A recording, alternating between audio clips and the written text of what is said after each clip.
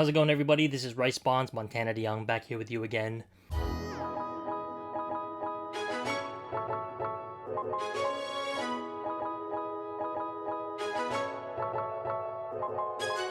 And I've just had the opportunity, just a blessing, to be able to open a whole bunch of packages that have been waiting for me for several weeks, maybe even a couple of months in some cases. The package that I kept for last was the package that I'm most excited about. I have bought a few cards from an amazing Jeter collector named Casey, who has come upon a collection of star 90s players.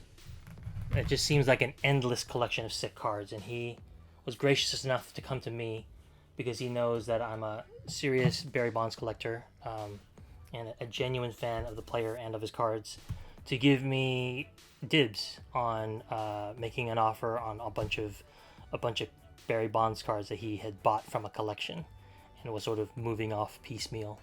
He was trying to sell to collectors that he knew of and that he knew were legit collectors of the player. But any of you who have sold a card, especially those of you who don't like selling like me, know the pain of selling is just almost too much to bear. It's like, it's not worth your time. People jerk you around, they don't pay, they hoe, they hum, you know what I mean? So it's like actually finding somebody who actually gives you money for the card like they're supposed to is harder than you think it should be. So he eventually ended up putting a bunch of these cards on eBay, and I think that was the right decision. But I was glad that he gave me the opportunity to have a look at these cards and decide what I wanted. So card prices have been spiraling out of control for Bonds. They've calmed down a tad, but they're still not in line with the rest of the hobby, which has seen a huge drop from highs. Certain Bonds cards are continuing to climb out of reach in some cases for me, and I'm finding it harder and harder to be able to get amazing cards, because even like pretty cool cards are costing an amount that used to be reserved for only the most amazing cards.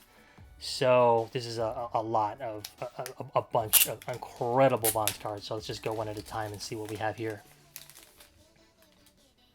So I've got the Luminaries of this set. The Gold Rainbow out of 5. Was able to capture that card on Blowout because somebody reached out to me once they realized that I was a Bonds fan, and I was able to make a trade for that card. That is one of the rarest parallels that exists in the 90s. That's not a 1-of-1. Probably the toughest parallel is the Gold Rainbow out of 5 of Luminaries and of Galaxy. And that parallel out of 5 is the second most difficult, I think, behind the 1998 Bowman Chrome Golden Anniversary Refractor out of 5, odds-wise. So I talked to other collectors before who had I think this is the bronze? I'm not really sure. I think it's the bronze, but it's silver colored. Anyway, it's out of 75. Gonna have to look at the tiers later. But the Gold Rainbow has a dull shine, so it takes a lot to coax the shine out of the card. It's like the Mirror Gold, except it's even less shiny than that. So, but it is a beautiful card and a real treat to have that card. So, well, okay, here I think is the bronze, right? Yeah, the bronze out of 100. Maybe the silver is out of 75, and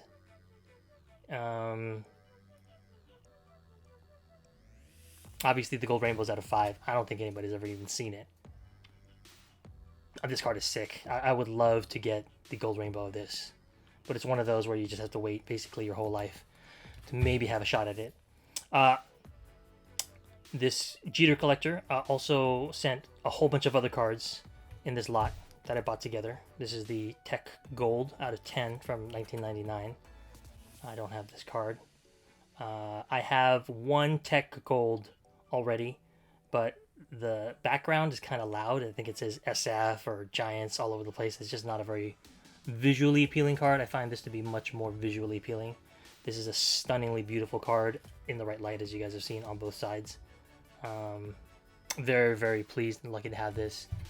I asked to trade Casey for this copy of the Prime Choice Reserve from 1999 UD Choice, because I already have a copy, but it's not as well centered.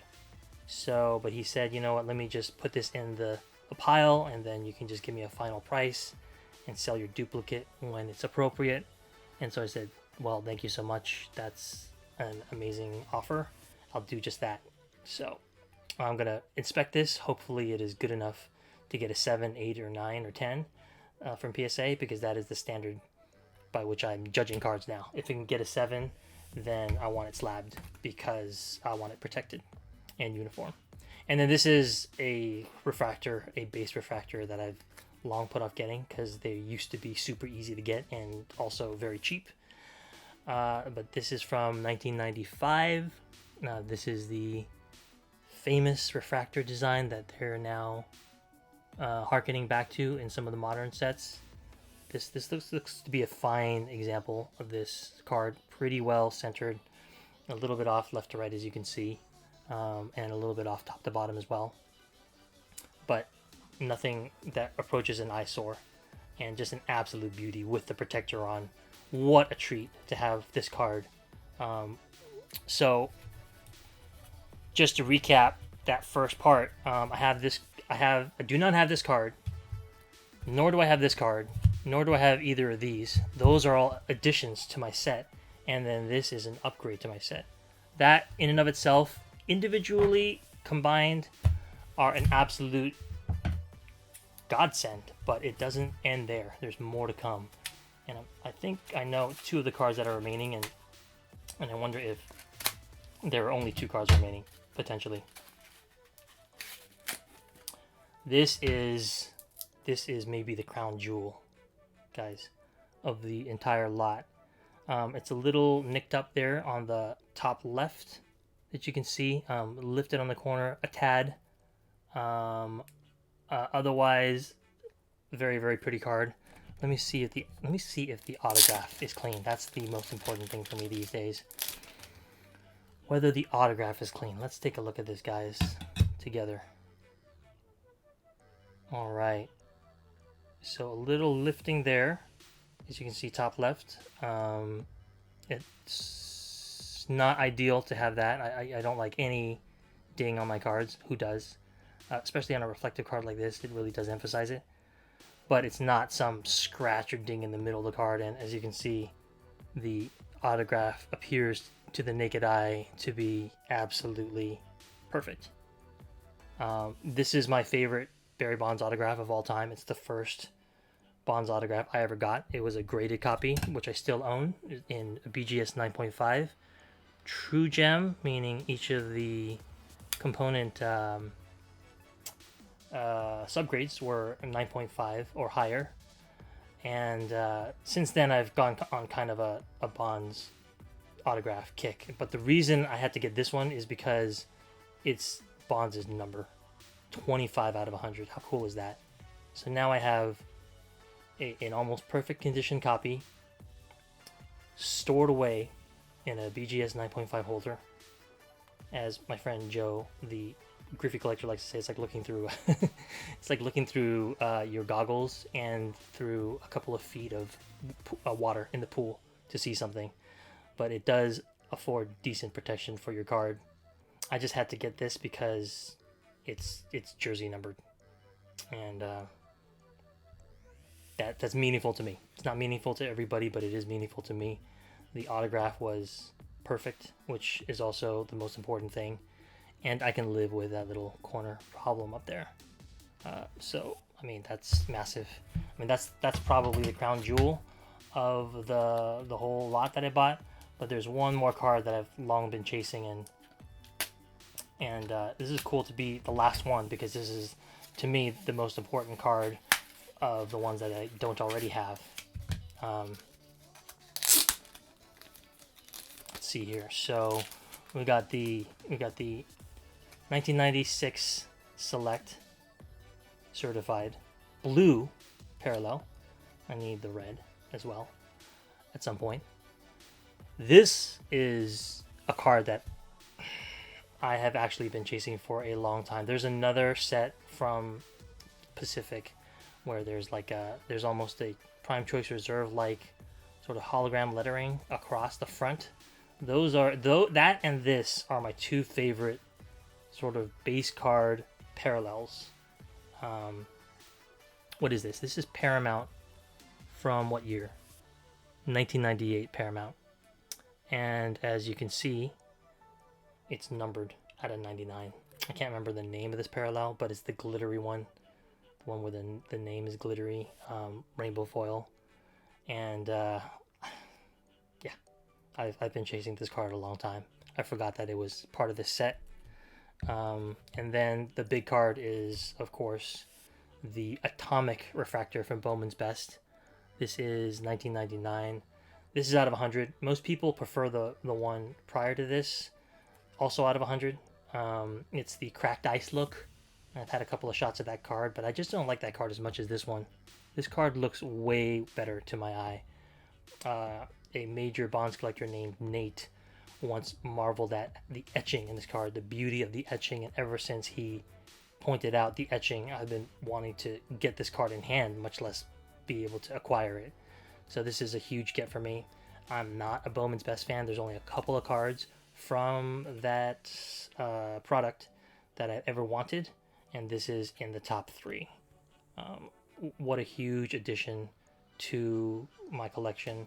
If both of these were on the table, with both this and the 1998, the cracked ice one, the one that's preferred by the hobby, were on the table and I could only get one, this is the one I would choose, period. I mean, end of story. The other one is far more valuable, I guess, to people, but this one is more valuable to me. It's just beautiful. And the fact that my daughter walked by the A-Rod, not my friend Matt, sold to me, and said that she thought that was the prettiest card of all the shiny cards on my desk, also adds a little bit of extra reward to this card. You know, I do appreciate when somebody else appreciates a card that I also like, even if it's a layperson who does not look at many 90s cards like we obsess over. This card is just absolutely sick. So, I mean, this is a mail day for the ages.